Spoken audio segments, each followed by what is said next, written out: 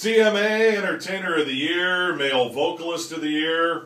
Way to go, Blake Shelton. That one goes back a decade, 2002, in Old Red. It is 9 minutes before 12 noon, 11:51. Neil Freeman here, and I'm sitting across from a long-time Anoka County Commissioner Dan Erhart, who is in studio. Dan, nice to see you, and welcome to Bob FM.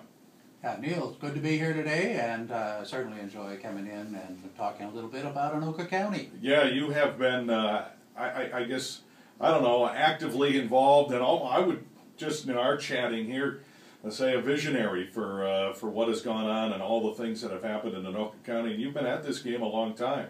I've been at it a long time, and I always felt that when you're elected to office, your job is to come in and do things. I certainly didn't come in here to do what staff do better, and so I thought we should look at the long-term vision for Anoka County and pursue some things that would be good for us into the distant future. Can we just talk about some of those things that maybe have been hot buttons over the last year or two that are front and center on people's minds in Anoka County, and some things that have happened here that are real positives for Anoka County? Well, there's a number of things that I've worked on. You know, one, keeping the tech college open. When Jesse Ventura wanted to close it, we worked hard on that. We worked hard on running ACES in there with 600 jobs, expansion of the Anoka County Airport so that we get business in here. But I'm probably best known for my efforts with the rail system here, public transportation. And that is something that we need to look at for the long-term future. Businesses now are coming up front and being active in saying if you want economic development, you have to have public transportation, and they're particularly interested in rail, commuter rail like the North Star, and passenger rail like the NLX, and bringing people to the job and also allowing them to move into the metropolitan area. Yeah, the commuter rail, and that really is still very much in its infancy.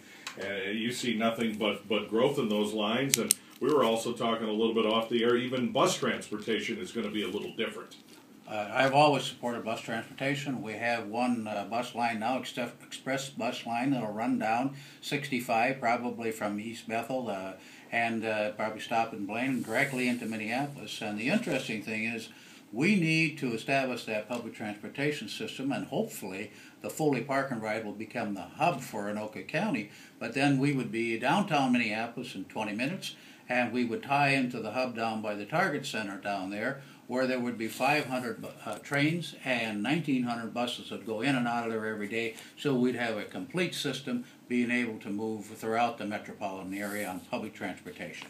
All right, and one of the other things that we talked about a little bit, the National Sports Center in Blaine, that has been something also that's, I think, very key for the county's growth. And that brings in a lot of business and a lot of money for the county, right? It brings a lot of money, a lot of business. More probably is what's very important is that gives us national and international recognition. I mean, there's kids come from all over the world to play soccer there, and it's 50 soccer fields, 8 sheets of ice, and now it's being as kind of a convention center that is being developed there. Very important to Anoka County. All right, so folks, voting is coming up next week, and explain why the Anoka County Commissioners or some of you are in an election year here, because there was some redistricting, correct? There's redistricting. Everybody in runs elected office, and particularly those that have districts. We have been redistricted, and 6 of us have had our districts moved around enough so that we have to run this year, all running at the same time. Some of us get 2-year terms, some get 4-year terms, and so that's why there's so many commissioners running this year. What is as District 7, what's kind of the geographical setup of your district? Sure. The District 7 is everything in Coon Rapids, which is west of Hanson Boulevard, everything east of the Rum River in Anoka, plus a little area that is west of the Rum River, close to the Mississippi River, and everything west of Round Lake Boulevard in Andover. Okay, very good.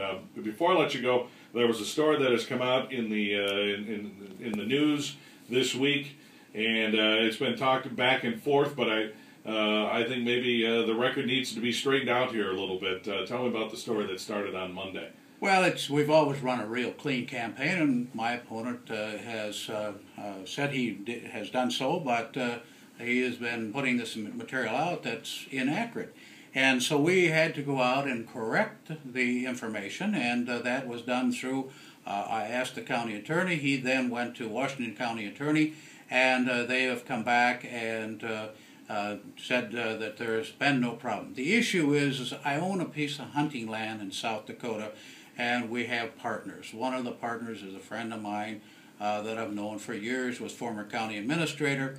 He now works for a bonding firm that we do some bonding business with. He's not the person that actually contacts Anoka County, and there is no financial benefit to me whatsoever. It's simply hunting land. It's on my financial reports. People in the county, the chair of the county board is well aware of it.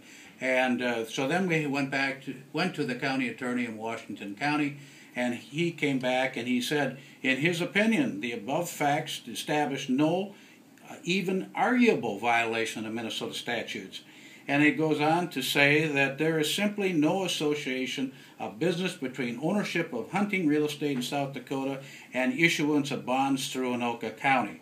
There is no basis to conclude that there is any conflict of interest subject to disclosure or even that meets the definition of conflict of interest established by Minnesota statute. Absolutely nothing there. Yet my opponent and other people that are opposed me seem to be using this material, even though we have told them there's no fact to it, using this against me. And it's terribly unfortunate that people have to be subject to this. They need to make decisions on the facts and what people are and indeed have done and what their history is. And I hope the people will do that. I anticipate that when this election is over, I will pursue an effort to make these campaigns function with more integrity and honesty. I think from a general listener and a voter, I think that would be welcome. Absolutely would be a welcome change in these campaigns. And I think you've established a tremendous track record in 30 years here of serving in Anoka County. So thank you for your good work. Thank you for your time today, Dan, and best of luck next week. Neil, thanks for having me on. And Ghetto, it's my pleasure, and I look forward to maybe doing this again and talk a little bit about what Anoka County is doing and where we're going. And now that we are, right in Anoka County here at our studios in Ramsey, we'd love to stay up to date on what's going on, and we wish you continued success. Dan Erhart, Anoka County Commissioner, in studio with us. A quick break. We'll come back and get to your Weather I Weather. The All Request Lunch with Jim Erickson is coming up. Stay where you are.